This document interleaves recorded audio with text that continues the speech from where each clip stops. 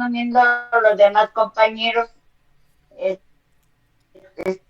Ahorita ya vamos a empezar ahorita ya empezamos, Isaura, Sí, por Lupita, favor. ya Isaura está en arrancamos ahí. Colombia y ya estoy Listo, Lupita, arranca. adelante. Ya, uno, dos, tres, arrancamos. Buenas tardes. A ver, bórrale, dame tres y Ya, empezamos.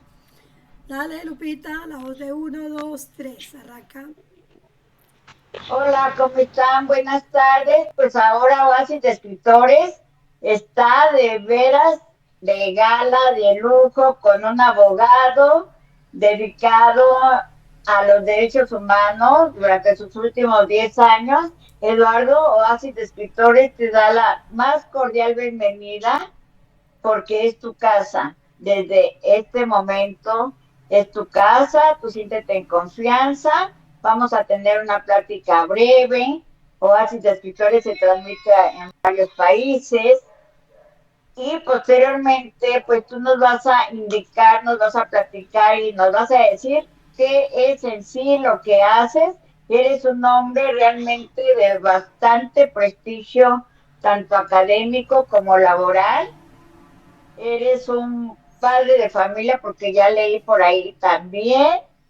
Entonces, Eduardo Sosa es también destacado activista e investigador en los derechos humanos de Jalisco, vinculado a organizaciones como el colectivo ECATE y la Cátedra UNESCO de Derechos Humanos. Él analiza la evolución de los derechos humanos abordando la violencia sistemática y desapariciones. Lamentablemente, las desapariciones que no, hasta ahorita no se aclaran, ¿verdad?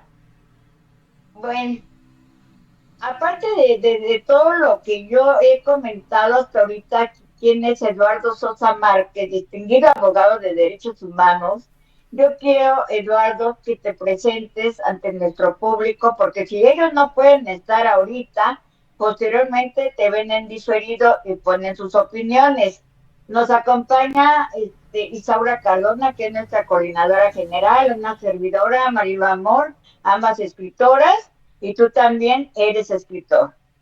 Hasta ahorita, pues has estado en combinación con otras personas, pero por lo que también vi, estás dedicado a leer, a escribir y a dar a conocer un libro fantástico que estás dando bueno, pronto vas a dar a conocer, mejor dicho. Bienvenido, Eduardo Sosa Márquez, abogado. Gracias, Marilú. Mira, hemos tenido la fortuna de que me retroalimentes sobre los textos que estoy preparando en un nuevo libro que ahora Así.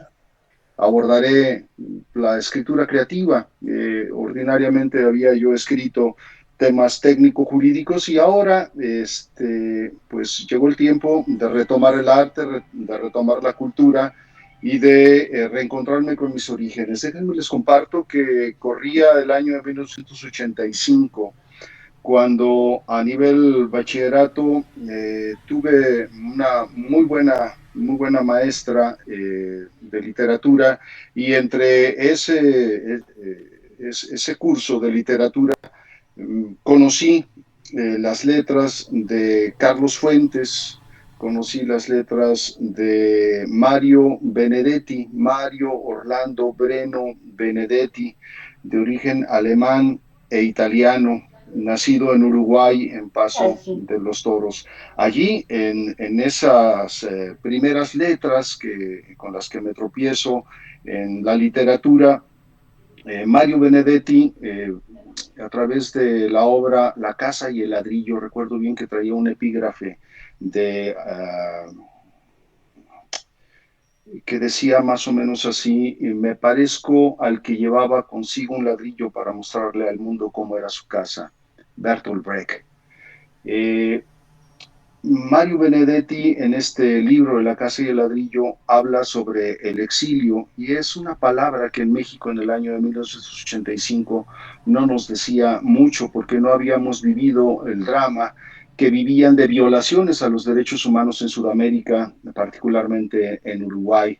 Las dictaduras en todo el cono sur de Alfredo Stroessner, de Augusto Pinochet, del general Videla, en fin, de muchos tiranos de derecha y de ultraderecha que en aquel momento arribaron al poder, habían iniciado una persecución en contra de sus opositores ideológicos, entre ellos Mario, y había tenido que abandonar su país natal y escribía esta obra.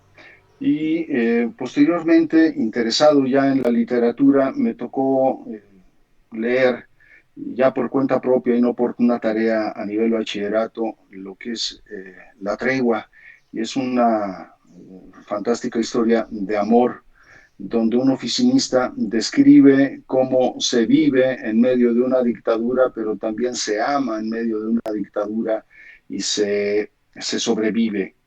Y después vino la lectura fundamental, que sería Pedro y el Capitán, donde se narra la captura y tortura de un hombre. No quiero abundar mucho en la historia de Mario Benedetti, pero precisamente estas obras me sensibilizan en el tema de los derechos humanos. Y entro al tema de los derechos humanos por la puerta de la filosofía, por la puerta de la literatura, por la puerta de la poesía, por la puerta del arte.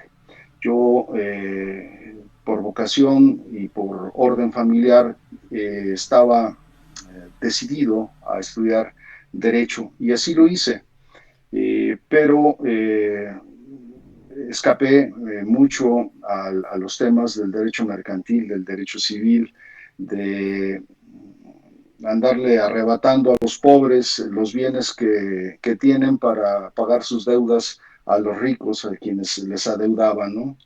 Ahora por ahí podemos ver historias de grandes empresarios que no le quieren pagar impuestos al gobierno, que es una manera de voltear a ver a quienes de una manera inmoral se hacen de la riqueza, abusando de las normas para favorecerse a sí mismos.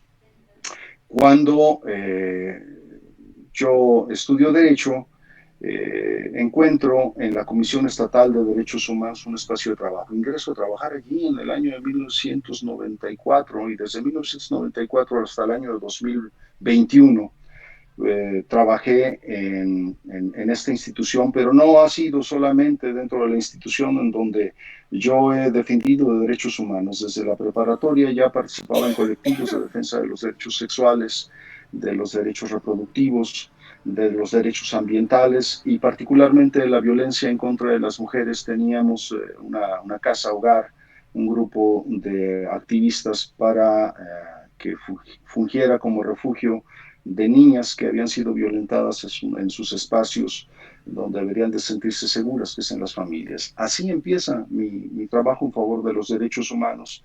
Y mi libro, del cual por ahí les mandé una imagen que se llama Una década de derechos humanos en Jalisco, desde 1907 a 1917. Allí desarrollo tres capítulos, lo que son los derechos ambientales, lo que son los derechos de las personas defensoras de derechos humanos que hemos sufrido de persecución, de amenazas, de muerte. Muchos de mis compañeros han caído muertos, familiares y amigos han quedado en el camino por la defensa de los derechos humanos, por defender a los indígenas de la explotación irracional y excedida fuera de toda norma de los recursos naturales, llámese estos forestales o ya sea minerales. Y también en este libro pues voy retomando lo que son los temas de las desapariciones en Jalisco. Un tema que pues es lacerante, ¿no? Pues solo por mencionar algunos números en lo que va de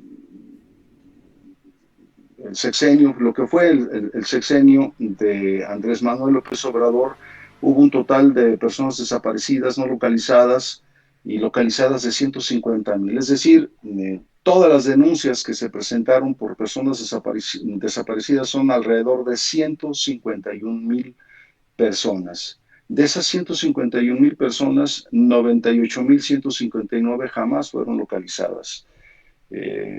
Muchas de ellas seguramente estarían fallecidas, ¿no? Fueron localizadas sin vida 8,217 y con vida, afortunadamente, se encontraron cerca de 8,900. Así nos vamos encontrando con datos estadísticos que causan alarma y que demandan de parte de la sociedad no solamente que se les ponga la atención, sino que también se tomen acciones, ¿no? Por ahí los colectivos de mujeres, de madres buscadoras, de hermanas buscadoras, fundamentalmente mujeres, son los que están trabajando arduamente en la lucha por la localización de sus familiares. Esta lucha... Perdón, Eduardo, que te interrumpa, pero sí, es muy importante que nos mencione usted como abogado que es, qué tan difícil es estar en una institución 100% humana, enfocada a la sensibilidad humana, a la dignidad humana. ¿Qué tan difícil es? ¿Cuáles han sido tus verdaderos retos o tus verdaderas indignaciones o también tus verdaderas impotencias? Esa impotencia que tú has sentido al no poder hacer las cosas. Voy a dedicar un libro que me acaban de comprar. O no resultar las cosas como son.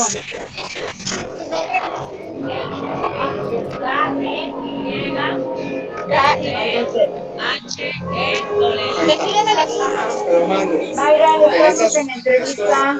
Está en Panamá ella. Tanta compañera mía también del BCL. Hola, ¿qué tal? Ya lo había visto, sí. Se nos cruzó la señal. En la 8.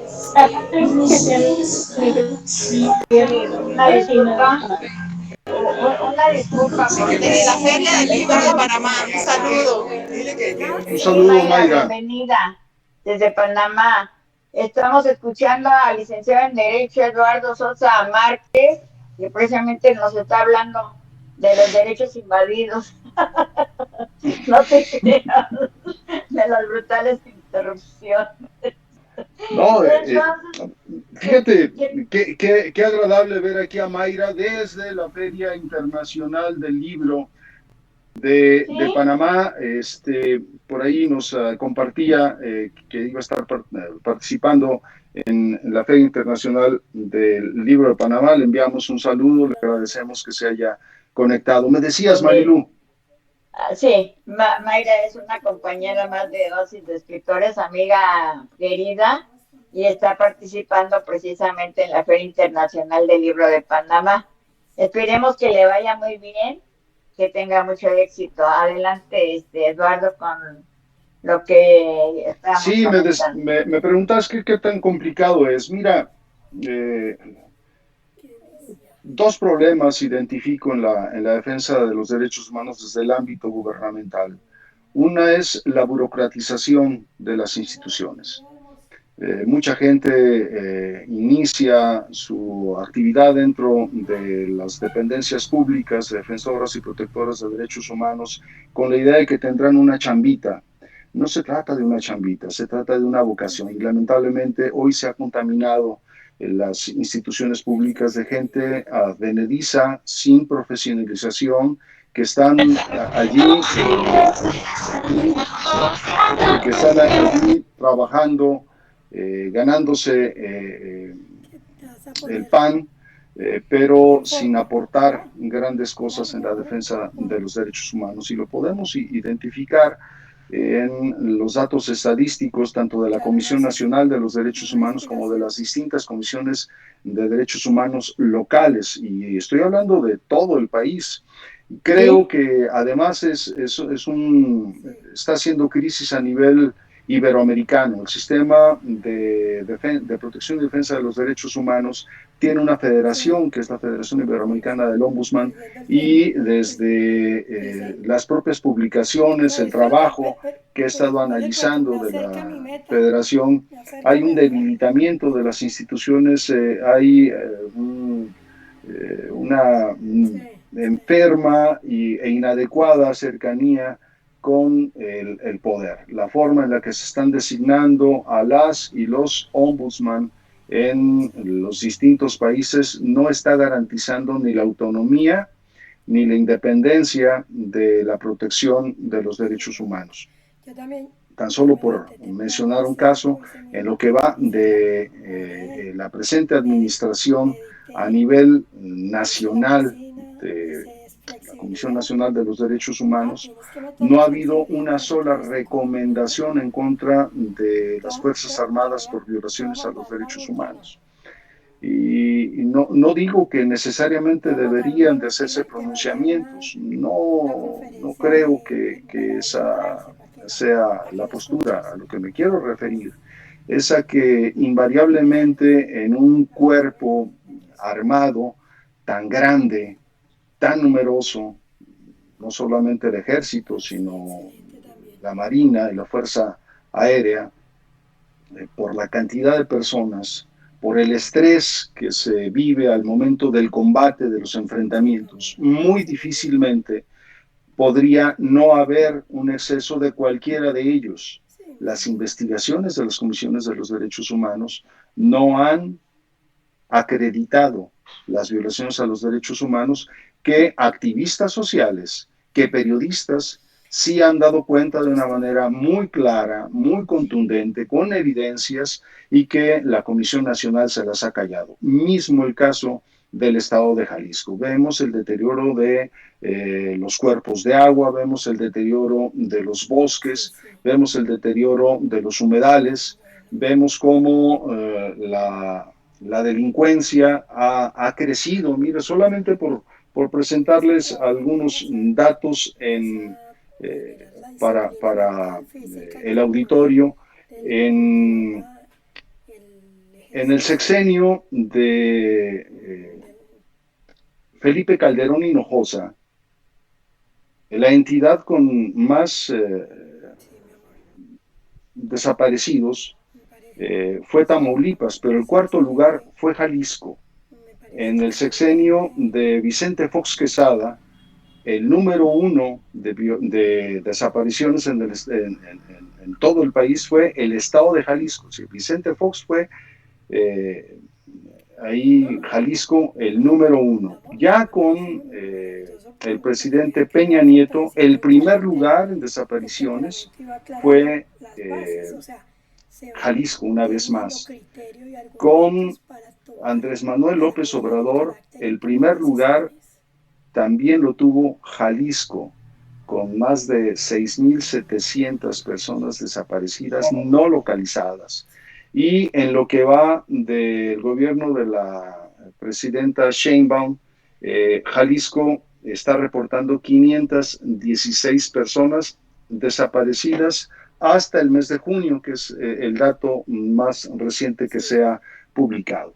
Entonces, mira, Marilú, en un escenario así, las instituciones de protección y defensa de los derechos humanos deberían de estarse pronunciando muy puntualmente por la violación al derecho a la verdad, a la procuración de justicia, de todas esas personas que han desaparecido y que no han encontrado justicia. Sin embargo, las recomendaciones, las resoluciones de todos los organismos han sido prácticamente nulas. Esto es alarmante. Sí, hay una parte de las y los defensores de derechos humanos que están haciendo su trabajo, que están haciendo un esfuerzo, pero en general, esto es una evaluación general, las violaciones a los derechos humanos no tienen en este momento un organismo que esté profesionalizado, que esté comprometido con la ciudadanía, haciendo investigaciones de fondo para acreditarlas. Esta es la realidad. Cuando nosotros eh, analizamos el histórico de los defensores y las defensoras de derechos humanos, vemos que sobre todo en el decenio de 2000 a 2010 empieza a haber un ascenso alarmante de personas defensoras de derechos humanos que o bien las desaparecieron o bien las asesinaron.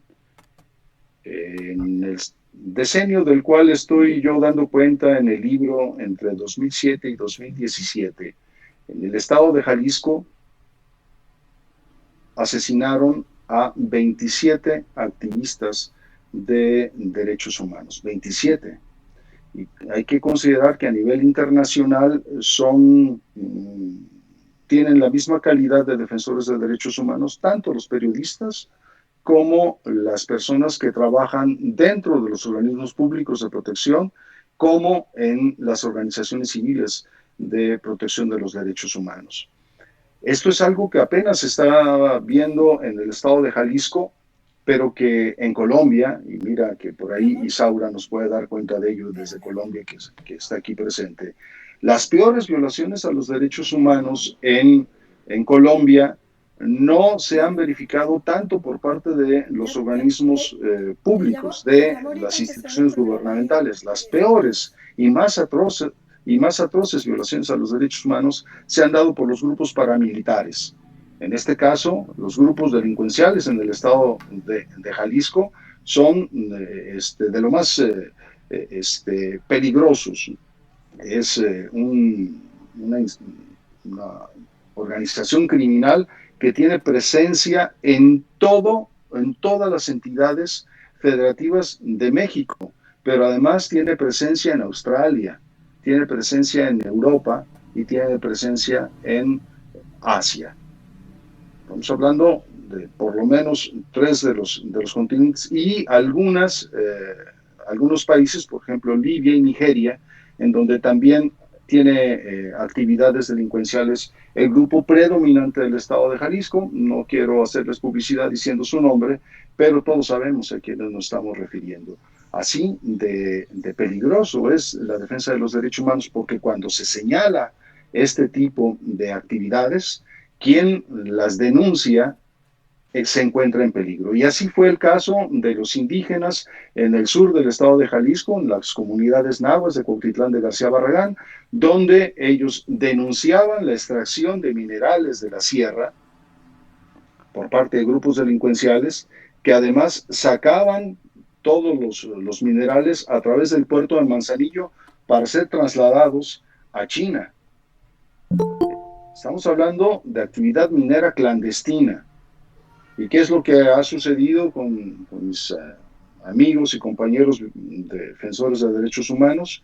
A 3 de ellos los asesinaron, a 2 los desaparecieron y a otros más nos amenazaron o a través de los vínculos que tienen con el gobierno nos iniciaron procedimientos de investigación. En el caso del expresidente de la Comisión de Derechos Humanos y de su servidor como primer visitador, nos estuvieron investigando porque querían acreditarnos que por conducto de nosotros se subían armas a la sierra para que se formaran grupos de autodefensas en la sierra de Jalisco.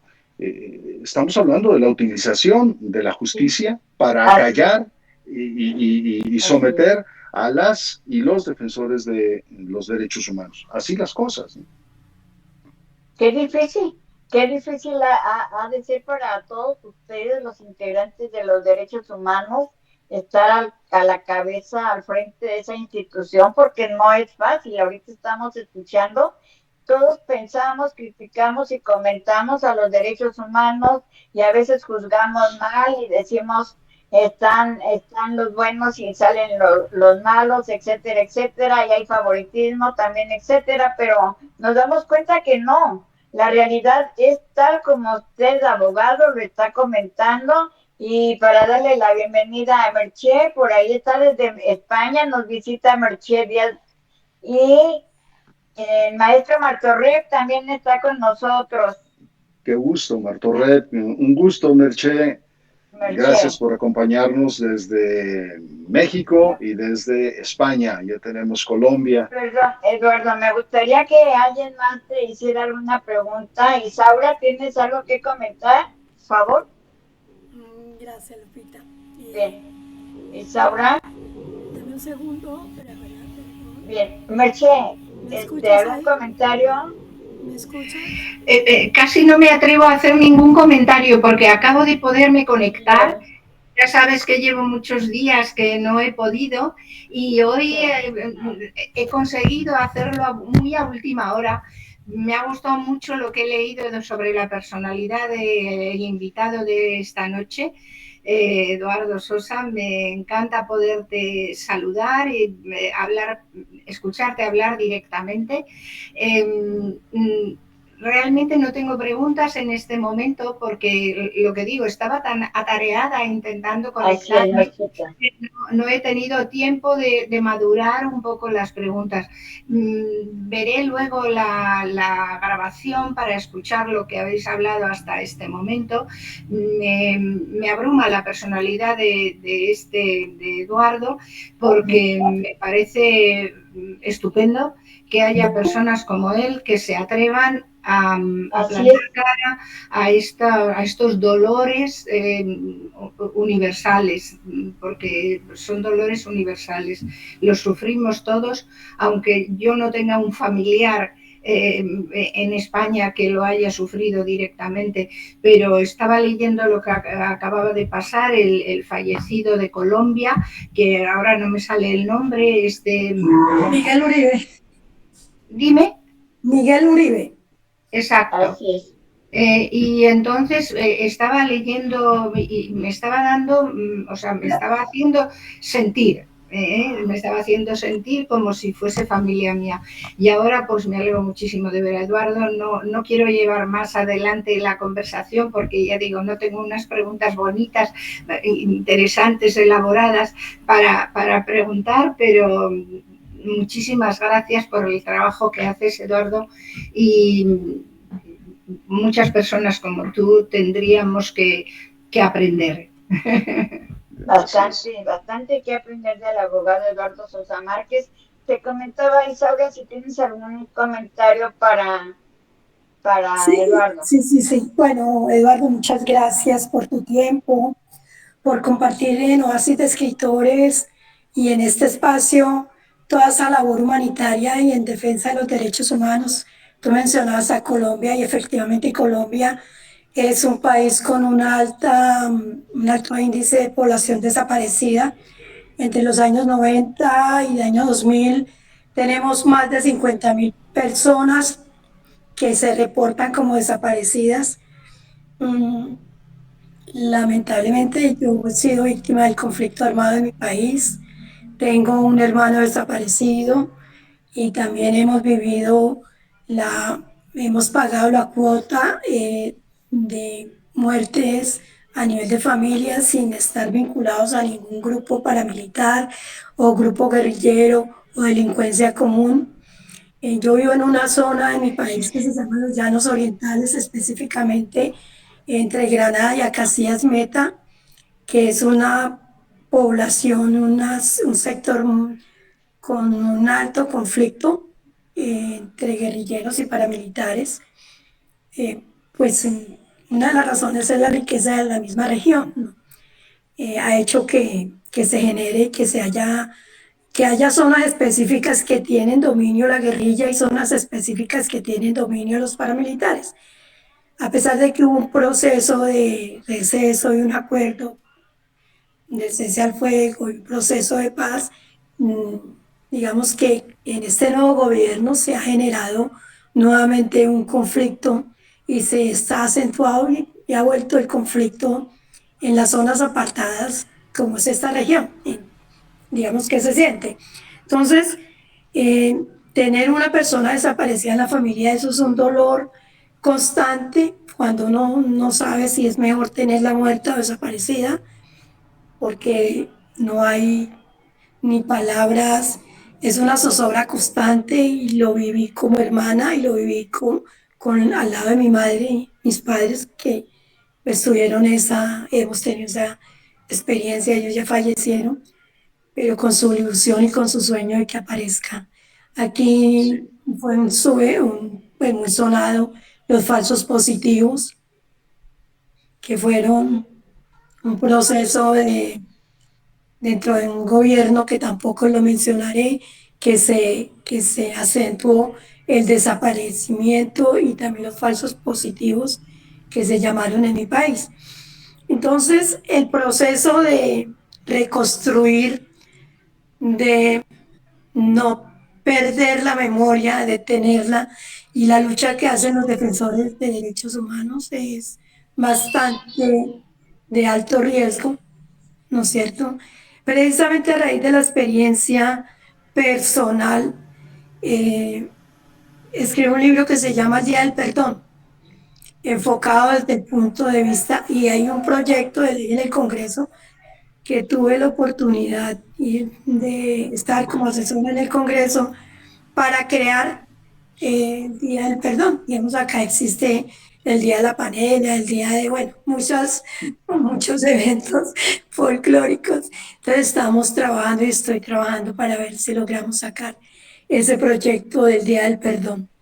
Aquí se creó el mes de la salud, entonces pienso que no, que la parte espiritual, la parte de la reconciliación no es solamente eh, una intención, sino que hay que trabajarlo desde adentro. Y bueno, desde la familia, desde el corazón, desde uno mismo, ¿no?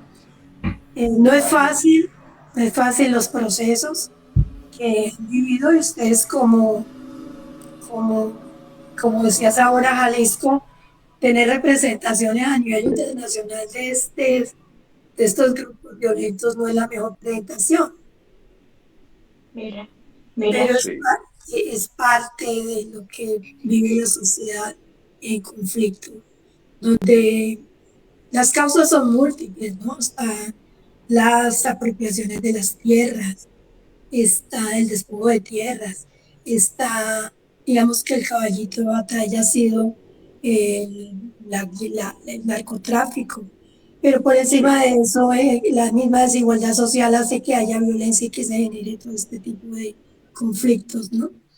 El enriquecimiento, el desplazamiento, es una problemática que tiene otro origen, que es la misma corrupción política. También es otro proceso que hace que se genere, digamos que los grandes letreros son los carteles de narcotráfico, pero ese es uno de los factores, no es el único, para los procesos de desplazamiento, de desapariciones. En mi país se ha, se ha asesinado mucha gente por las tierras, ¿no es sí. cierto? Entonces, primero felicitarte por esa labor de alto riesgo que vienes desempeñando, ¿no? Muchas gracias. Mira, en México las cosas han venido de mal en peor y apenas empieza a haber una luz al fondo del túnel. Solo repasar datos estadísticos. Fíjense que aquí en México tenemos periodos presidenciales de 6 años y en el periodo presidencial de 1988 al 94 solamente hubo 81 personas desaparecidas y no localizadas.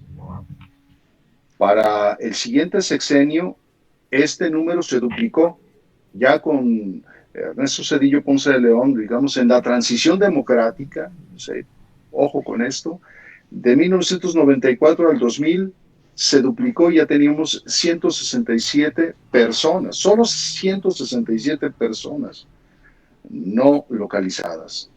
Con Vicente Fox Quesada, del 2000 al 2006, es decir, cuando hay el cambio de partido en el poder, esto se multiplica por 7 y de ser 167 nos vamos a 811.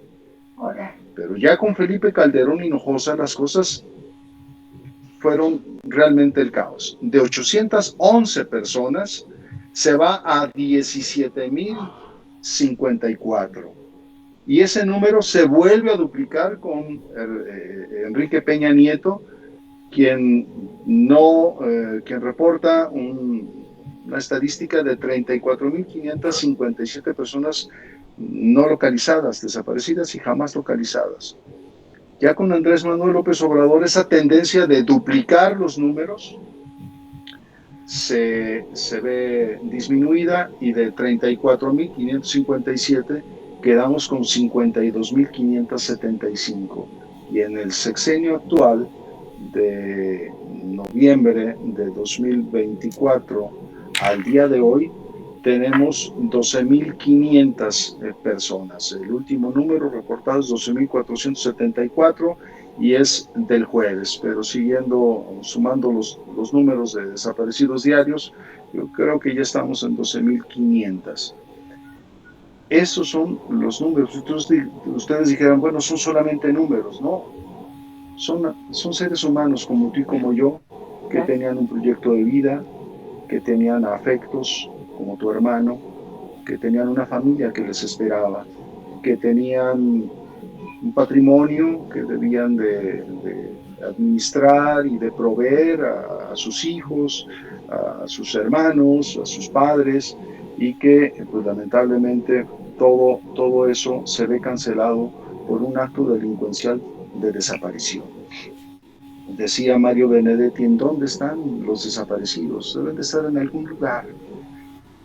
Y hace una poesía de este dolor tan hondo que vivimos como latinoamericanos, pero yo diría también en el mundo, porque este número se vuelve a repetir también en Medio Oriente.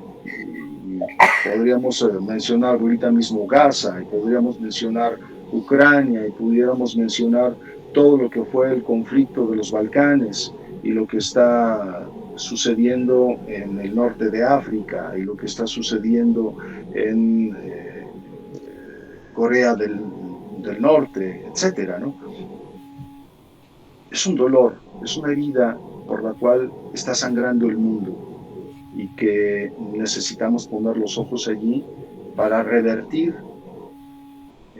con un caudal amoroso, con un caudal de inteligencia y con un caudal jurídico y de voluntad política, para que todas las causas que han originado estas violaciones a los derechos humanos de manera sistemática se cambien.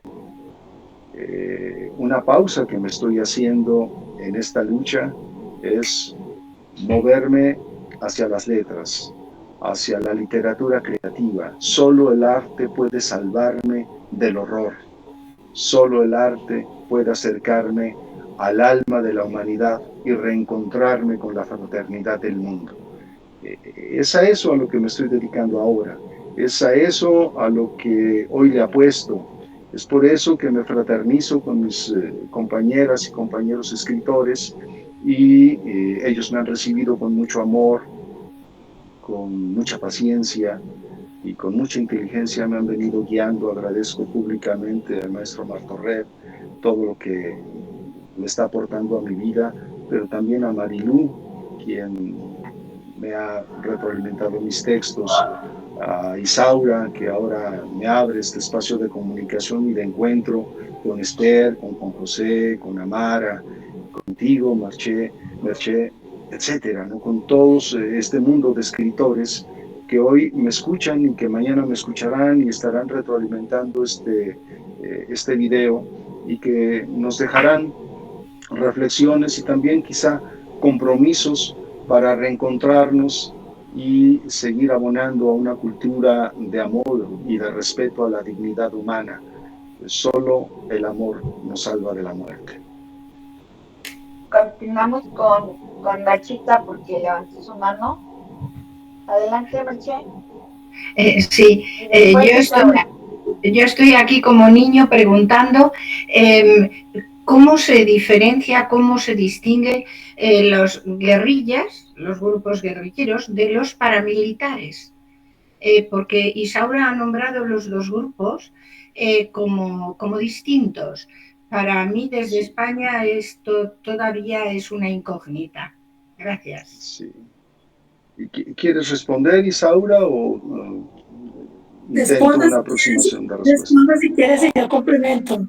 Tú eres el invitado. Sí, Yo complemento. mira, Merced, de una manera muy, muy llana te podría decir, el ejército, perdón, los guerrilleros tienen un fondo ideológico que ellos proponen y que colocan al lado de las armas. Hay un discurso político al lado del uso de las armas. Luego debería de haber un Estado que defiende el, el marco normativo.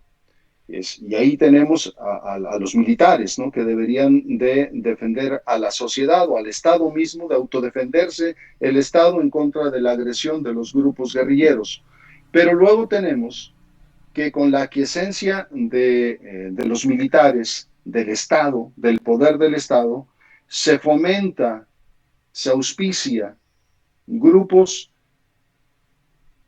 armados para combatir a los guerrilleros, pero estos ya carecen de uniforme, que sí tienen los militares, no tienen cuarteles, pueden estar metidos en las comunidades, disfrazados de sociedad civil, tienen acciones puntuales y luego se retraen y se pierden en el anonimato. Y ordinariamente están vinculados al poder económico que los está financiando y con la aquiescencia del Estado, que el Estado ordinariamente también está encabezado por un grupo político que ha llegado al poder gracias al poder económico. Yo quiero decirlo abiertamente y aprovechando que está aquí Saura, ha sido el caso de los gobiernos colombianos, ¿no? De los grandes dueños de los consorcios de la prensa, es decir, el poder del círculo rojo que llega al poder, auspiciado también por el poder económico. Y así familias han estado pasando el poder de mano en Colombia y en muchos países. Ahora en México están apareciendo los grupos paramilitares, ¿no? Lo que se podría decir las autodefensas. Acá les cambiaron el nombre. Se disfrazan de que es sociedad civil y dicen que es sociedad civil defendiéndose de los criminales y haciendo la tarea que le debería de tocar al ejército, pero realmente es una máscara para cometer las peores atrocidades en agravio de quienes enarbolan un discurso político y con justificación ética, con justificación política o con justificación histórica pudieran tener actividad, pero lo que sí debería de existir en el combate de ellos es un marco normativo que supervisara que hay reglas inclusive en la guerra. Las guerras no son de que se acabaron las normas y cada quien puede cometer los errores que le peguen la gana. No, aún dentro de la guerra hay normas esenciales que se deben de respetar y que ahora mismo se están señalando, por ejemplo, en Gaza, que ahí nos están respetando por parte del ejército israelí.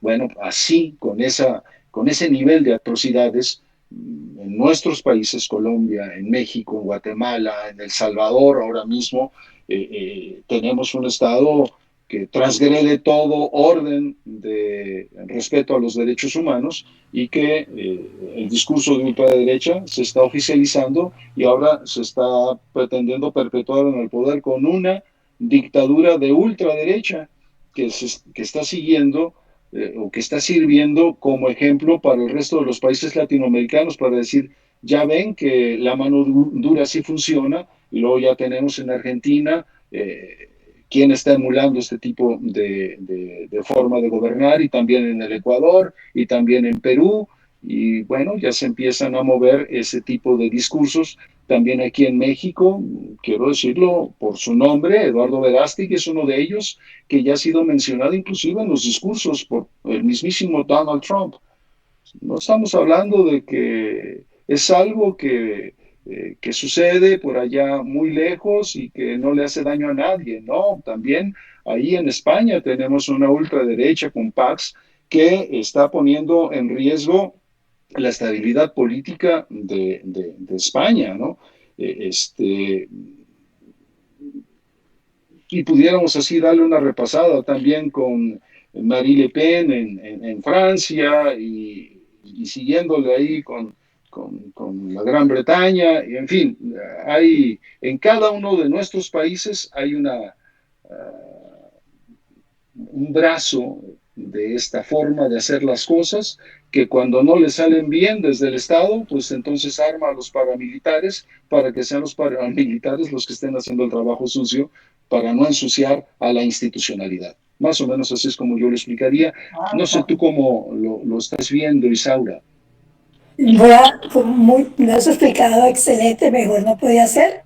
Y yo lo voy a sintetizar de una manera más básica en el siguiente sentido. Nosotros tenemos, bueno, lo primero es que tuvimos la experiencia con un gobierno en cabeza de Álvaro Uribe Vélez, que se apalancó y se fortaleció a través de los paramilitares, donde en mi país no se camuflaban dentro de la misma sociedad, fueron poblaciones y sectores de la comunidad abiertamente etiquetados como paramilitares o autodefensas, ¿no es cierto? Autodefensa en los 90, en los 2000 paramilitares, y bueno, seguimos en ese. Y en el cambio de gobierno que tenemos hoy en día, pues es un hombre de la izquierda, Gustavo Petro, llegado a la guerrillero, llegado al poder, que se ha apalancado con su fuerza básica dentro del proceso que es la guerrilla y su primera línea y todo este grupo eh, que, se, que también tiene, digamos que la población que se identifica con la línea de la guerrilla pues es un poco más camuflada, lo diríamos, porque la violencia aquí ha sido muy fuerte, digamos, en mi región específicamente. eh, Hay regiones marcadas que sí se zona guerrillera, zona paramilitar, pero nuestro gobierno actual pues tiene una fuerte influencia marcada por la línea guerrillera, digamos, por la línea de la izquierda, ¿no es cierto? Entonces, Colombia ha vivido los dos de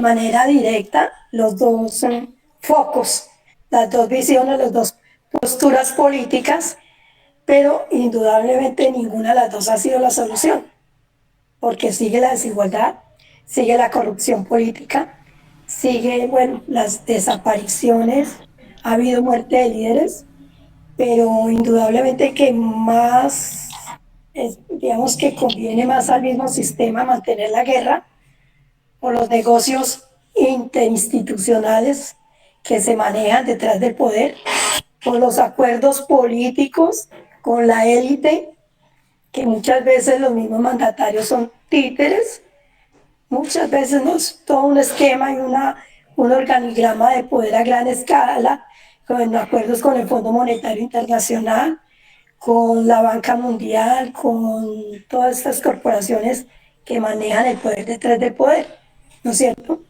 Y por supuesto que no le van a encontrar ni van a ver la solución y no hay interés en buscar soluciones, sino pañitos de agua tibia, porque sencillamente es parte de lo que hay en el organigrama del poder de la élite.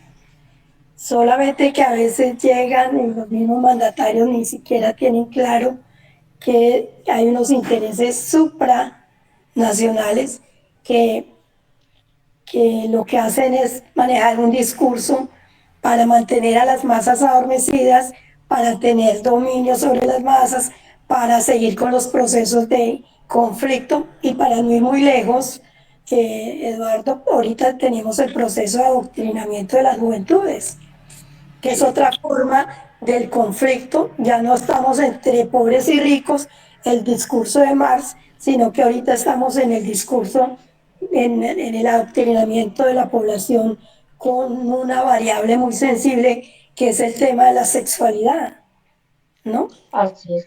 Con el tema de la ideología de género, por mencionar algo.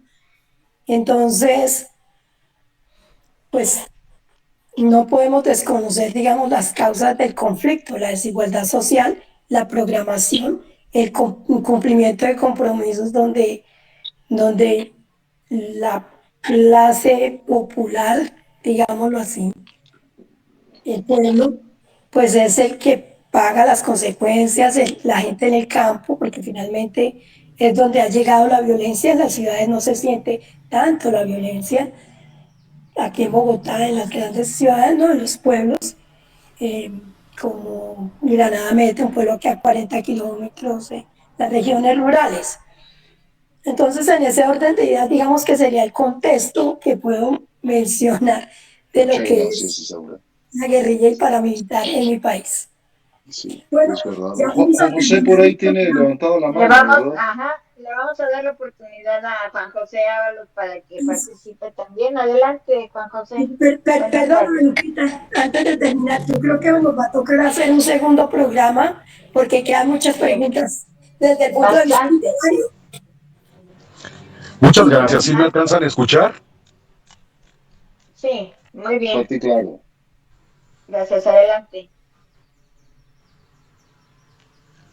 ¿Sí me Fuerte y alcanzan a claro, escuchar? sí, Ah, perfectamente. Sí, sí, bien, perfecto. muchísimas gracias por darme la voz. Eduardo, yo te felicito por toda esta labor que has hecho, por toda esta piel social que tienes para la humanidad. Quienes tenemos el privilegio de conocerte sabemos que tu humanidad va más por la humanidad que por la tuya propia, porque arriesgas la vida por los demás. Yo quisiera Sí. preguntarte, dada la sensibilidad con la que te conozco, que todo el trabajo que han realizado activistas como tú y como otros que es muy reconocida, han atrapado a la juventud. Lo que no se ha alcanzado a limpiar con respecto a lo que decía quien me antecedió en la voz, hay una narrativa de los organismos internacionales para mantener los conflictos internacionales y demás, y esto ha atrapado a los jóvenes. Los jóvenes ya son parte de esta gran problemática mundial. Yo quisiera preguntarte, Eduardo, si tú tienes medida esa como esa capacidad de hacer por los demás que tuvo nuestra generación con respecto a la generación de hoy que también ha sido afectada. Los jóvenes están respondiendo a la altura de las circunstancias con esta problemática. Yo, para ser muy breve, porque nos queda ya cosa de nada del tiempo, Sí. no se ha torcido el discurso de los derechos humanos y hoy hay que tener mucho cuidado cuando se habla de los derechos humanos, identificar cuando con este discurso realmente lo que se pretende es defender intereses muy particulares o de grupo, ¿no? Porque ahí está eh, muchas causas aparentemente vinculadas a los derechos humanos que no tienen nada que ver con ello y que están generando la abulia y la apatía de las y los jóvenes para la participación racional y militante en el tema. Bien, pues la verdad ha sido muy fascinante todo este tiempo, Eduardo, y como dijo Isaura, probablemente si estás de acuerdo, te programaremos para una segunda ocasión y Claro, nos pondríamos de acuerdo con Isaura para ver cuándo sería esa fecha. claro que sí, yo creo que por ahí quizá el siguiente programa lo pudiéramos hacer ya desde España, por allá voy a estar en Madrid en unos meses y Bien. lo hacemos desde allá para saludarles a todas y a todos. Sí, Isaura. Lupita, Sí, bien. Pues Lupita, fíjate, Eduardo, que Eduardo, la muchas verdad gracias. es, Ya estamos a 3 minutos de terminar nuestro sí, programa. Quedaron muchas gracias, preguntas ya desde el punto de vista al aire. literario. Este enfoque fue muy técnico, muy jurídico. Y bueno, internamente coordinamos para un segundo programa. Gracias, gracias, gracias. Dale. Pues muchísimas gracias, Eduardo Sosa Márquez, abogado distinguido, activista de derechos humanos. Y le mandamos un abrazote hasta Jalisco y a Mercedes Isaura de Colombia, Juan José Ábalos, que también tuvo la participación ahorita, y muchísimas gracias, Eduardo Oasis de Escritores, te repito, es tu casa y bienvenida. Gracias. Gracias, muy buenas tardes.